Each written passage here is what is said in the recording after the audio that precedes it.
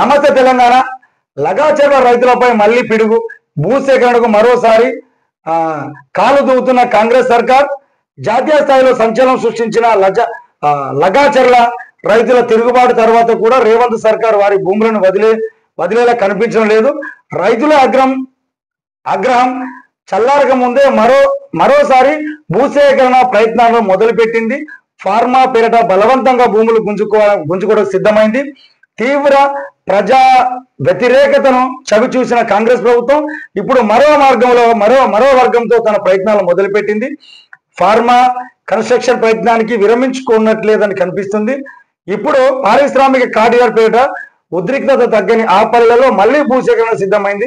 రైతులు తమ పొలాలు ఇవ్వబోమని చెప్తున్నా పోలీసులు బలగాలను గ్రామాలకు మోరించి భయానక వాదన సృష్టిస్తుంది. ఆ తర్వాత రైతులు లొంగ తీసుకుని ఒత్తిడి చేస్తుందని చెప్పేసి వార్త ఇచ్చిండ్రు. నిన్ననే ఇచ్చిండ్రు. ఆ సంబంధించిన 40 మంది రైతులు పోయి అక్కడ సంబంధించిన కలెక్టర్ దగ్గర పోయి మీ ఎకరానికి 20 లక్షల రూపాయలు మీకు ఇవ్వండి, మేము ఇస్తాము, మా ఇంటికో ఉద్యోగం ఇవ్వండి, మాకు అక్కడ ఉపాధి అవకాశాలు కల్పించాలని చెప్పేసి ఇచ్చిరని చెప్పేసి ఒకటి. మరి ఈ రోజుకే ఇది ఒక పెద్ద వార్తకి ఇచ్చారు. మరి రాజకీయమా, నిజంగా అదే జరుగుతుందా? విమర్శించడం అయితే విమర్శించడం కాదు, నిజం ఉంటుంది. ఎందుకంటే నిన్న చాలా మంది రైతులు కలెక్టర్ దగ్గరికి వచ్చి ఇచ్చేసిండ్రు ఆ భూములను. వాళ్ళు ఇష్టపూర్వకంగా ఇచ్చామని చెప్పేసి ఒక వార్తకి ఇచ్చారు. కానీ ఇక్కడ మాత్రం ఇది ఒకటి ఇచ్చిండ్రు. ఇండస్ట్రియల్ క్యారిడార్ పేరిట ప్రభుత్వం మరో ప్రయత్నం.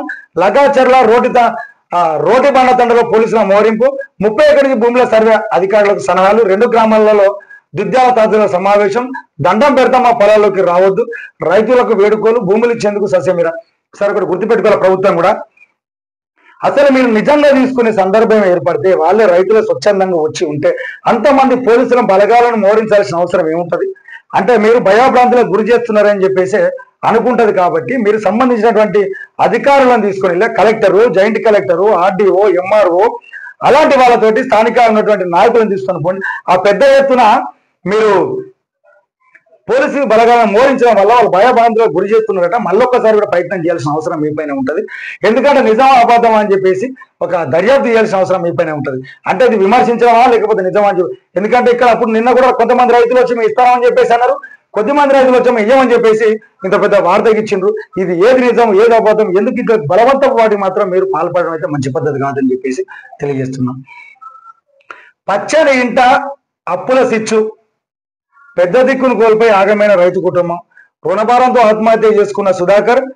ఇంటి దిక్కు ముఖం చూపెట్టిన అధికారులు. కర్మకాండలకు తల్లడిల్లిన కుటుంబ సభ్యులు. భారంగా బతుకులు వెళ్లదీస్తున్న భార్య పిల్లలు. కేసీఆర్ తెచ్చిన రైతు బీమాతోనే కొంత ఊరట. రైతు పిట్టల సుధాకర్ కుటుంబం దీనగాథ. వాస్తవానికి ఇది గుర్తుపెట్టుకోవాల్సిన అవసరం ఏంటంటే, కాంగ్రెస్ ప్రభుత్వం అమల్లోకి వచ్చిన తర్వాత మేము ఖచ్చితంగా ఎకరాకి 15,000 రూపాయలు ఇస్తాం, ఇంకో 2 లక్షల రూపాయల వరకు మాఫీ చేస్తామని చెప్పేసి అన్నారు. కానీ మీరు కొన్నిటిని విస్మరించారు, కొన్ని అమలు చేయలేదు, కొద్దిమంది రైతులు రాలేదట. అలాంటి కుటుంబాలకు ప్రభుత్వం బాధగా నిలబడాలి. మరి చచ్చిపోతారు వాళ్ళ కుటుంబాలను చనిపోకుండా చూడాల్సిన బాధ్యత. ఎందుకంటే మీరు ఇచ్చిన హామీలను నెరవేర్చడానికి ముందుండాలని చెప్పేసి చెప్తాను. వరంగల్ జిల్లాకు నేడు రైతు కమిటీ. రైతు ఆత్మహత్యలు క్షేత్రస్థాయిలో పరిస్థితులపై సంఘం మండలంలో అధ్యయనం చేస్తామని చెప్పేసి బాధిత కుటుంబం పరామర్శించిన మాజీ మంత్రులు హరీష్ నిరంజన్ రెడ్డి. అక్కడ చనిపోయిన నాకు పరామర్శించే వాళ్ళు వస్తారని చెప్పేసి ఇంకో వార్త ఇచ్చింది. ఇంకోటి, ఇది మేజర్ గా చాలా మందికి ఉపయోగపడేటువంటి ఒకటి అంశము. వాస్తవం ఏంటంటే, ఇంతకుముందు ఎస్సీలకు సంబంధించి చాలా ఆర్థికంగా వెనుకబడ్డారు కాబట్టి వాళ్ళని ఆర్థికంగా అవకాశాలు ఎస్సీ కార్పొరేషన్ అది ఒకటి ఉంటే దానివల్ల కొద్దిమంది రుణాలు ఇచ్చేసి కొద్ది ఉపాధికి సంబంధించినటువంటి కొన్ని యూనిట్లను పెట్టుకొని వాళ్ళు ఉపాధిని మెరుగుపరచుకోవడానికి అవకాశం ఉండే. కానీ కేసీఆర్ గారు వచ్చిన తర్వాత దళిత బంధన్ ఒక ప్రాజెక్టును తీసుకొని కొద్ది వాళ్ళకి ఇచ్చిండ్రు. అందులో పైలట్ ప్రాజెక్టు కింద హుజరాబాద్ నియోజకవర్గంలో కొన్ని కుటుంబాలకు ఇచ్చిండ్రు. తర్వాత సెకండ్ విడతలో భాగంగా కొన్ని వాళ్ళకి ఇచ్చిండ్రు. కానీ ఈలోపు ఎలక్షన్ వచ్చింది. ఆ ఎలక్షన్లలో వాళ్ళు అమలు చేయలేకపోయిన తర్వాత చూద్దాం.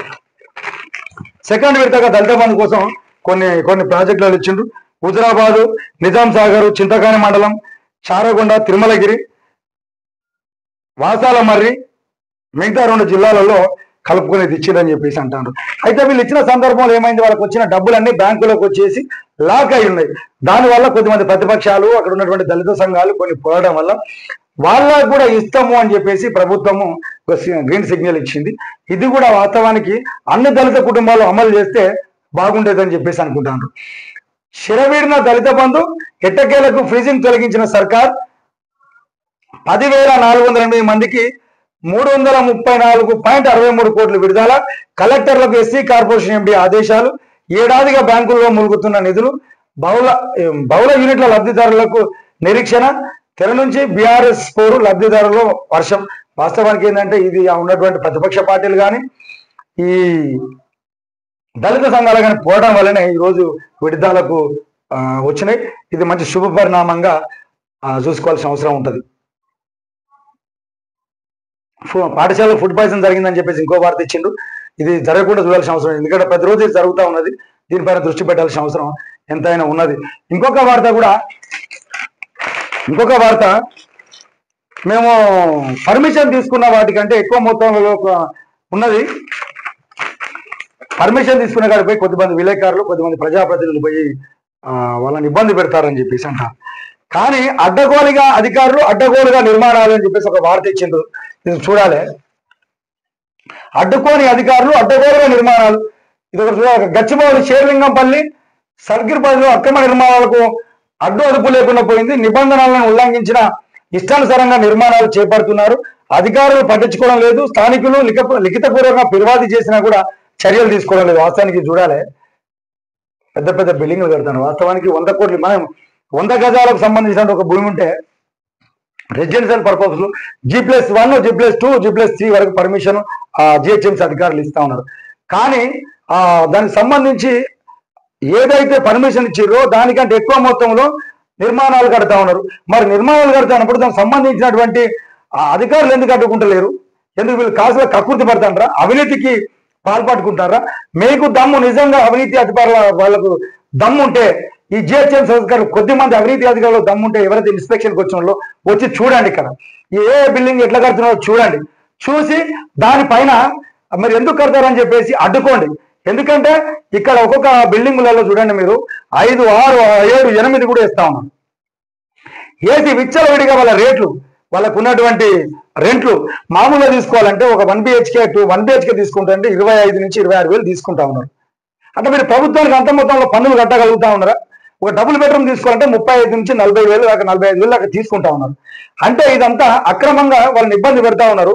కాబట్టి దీనిపైన జిహెచ్ఎంసీ అధికారులు కంపల్సరీ దృష్టి సారించాల్సిన అవసరం ఉంటుంది. ఎందుకంటే నిబంధనల విరుద్ధంగా ఎందుకు కడతా ఉన్నారు, వాళ్ళకి ఎందుకు మీరు సహకరిస్తా ఉన్నారు, దీనిపై మీరు జిహెచ్ఎంసీ అధికారులు కంపల్సరీ దృష్టి సారించాల్సిన అవసరం ఉంటుంది. నిజంగా మీకు దమ్ము ధైర్యం ఉంటే, మీరు ఖచ్చితంగా నిజాయితీ పరుల అధికారులు ఉంటే ఇలాంటి అక్రమ నిర్మాణాలను అడ్డుకోండి. ఎందుకంటే కొద్దిమంది నిజాయితీగా ఉన్నారు. ఎందుకంటే ఇక్కడ క్షేత్రస్థాయిలో వచ్చినటువంటి అధికారులు కంపల్సరీగా దృష్టి పెట్టాల్సిన అవసరం ఉంటుంది. దీనివల్ల సామాన్య ప్రజలు ఇక్కడ రూములలో ఉండలేని పరిస్థితులు ఉన్నాయి. ఎందుకంటే వీళ్ళు అక్రమంగా ఏదో పెద్ద పెద్ద బిల్డింగ్లు వేసి కనీస వసతులు కూడా ఉండలేవు. చిన్న చిన్న ఇరుగిరుకు గదులలో వేలు రెడ్లు పెట్టి ఇబ్బందులు పెడతా ఉన్నారు. చూడాలి, కొన్నిట్లో పార్కింగ్ ప్లేస్ కూడా ఉండలేదు. బయట రోడ్ల మీద పెడతా ఉన్నారు.